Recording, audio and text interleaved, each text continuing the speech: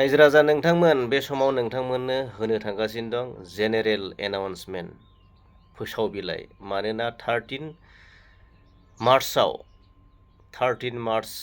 2026 क'क्राझाराव भारतनि प्रधानमन्त्रि नरेन्द्र मोदी बिथाङा दावबायनो फैनो थांगासिनो दं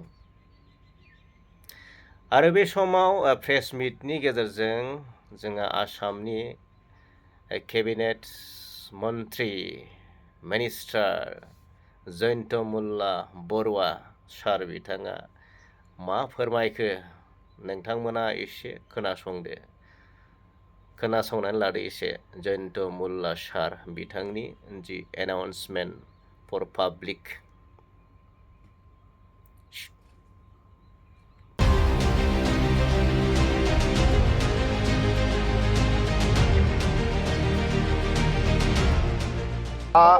তেৰ তাৰিখে আমাৰ মাননীয় প্ৰধানমন্ত্ৰী ডাঙৰীয়া কোকৰাঝাৰলৈ আহিব আৰু কোকৰাঝাৰ অঞ্চলৰ পৰাই কোকৰাঝাৰ BTCকে আদি কৰি অসমৰো কেইবাটাও প্ৰকল্প ইয়াৰ পৰাই শুভাৰম্ভণি বা শিলান্যাস কৰিব।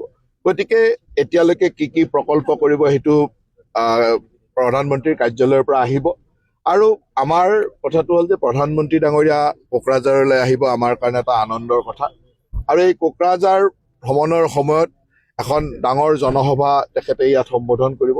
তাৰ প্ৰস্তুতি সম্পৰ্কে আমাৰ BTCৰ চিফ ডাঙৰীয়া আৰু আমাৰ মুখ্য সচিব অসম চৰকাৰৰ মুখ্য সচিব ডাঙৰীয়াৰ উপস্থিতিত আমি ফিল্ডখন চালোঁ যাতে আমাৰ প্ৰস্তুতি এতিয়াৰ পৰা আৰম্ভ কৰিব পাৰোঁ আৰু সকলো প্ৰস্তুতি বিভাগীয় বিষয়াসকল আহিছে তেখেতসকলক দায়িত্ব দিয়া হৈছে তেখেতসকলে কামখিনি কৰিব আৰু আমাৰ কাৰণে এটা অত্যন্ত আনন্দৰ খবৰ যে প্ৰধানমন্ত্ৰী ডাঙৰীয়া কোকৰাঝাৰলৈ আহি বহুকেইটা নতুন প্ৰকল্পৰ শুভাৰম্ভণি বা প্ৰকল্পৰ শিলান্যাস কৰিব। গতিকে এয়া আমাৰ কাৰণে এটা গৌৰৱৰ বিষয়। এতিয়ালৈকে প্ৰধানমন্ত্ৰীৰ কাৰ্যালয়ৰ পৰা কনফাৰ্মেশ্যন নহালৈকে আমি ক'বলৈ দিগদাৰ যে কি হ'ব, কিন্তু বহুকেইটা প্ৰকল্প আছে, বহুত প্ৰকল্প আছে।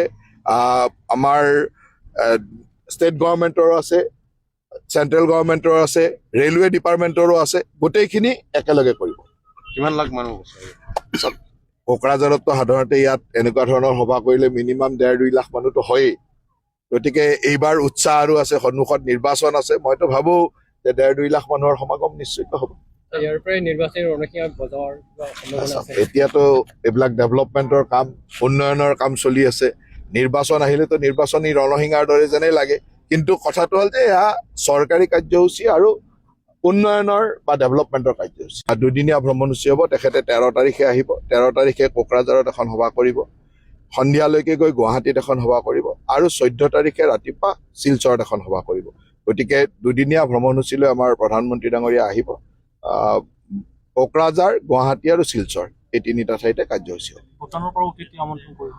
এতিয়া কাৰ্যসূচীটোত যি থাকে তেনেকে যি ধৰণৰ শিলান্যাস হ'ব, যি ধৰণৰ শুভাৰম্ভণি হ'ব তাৰ লগত ৰিলেটেড মানুহখিনি আহিব।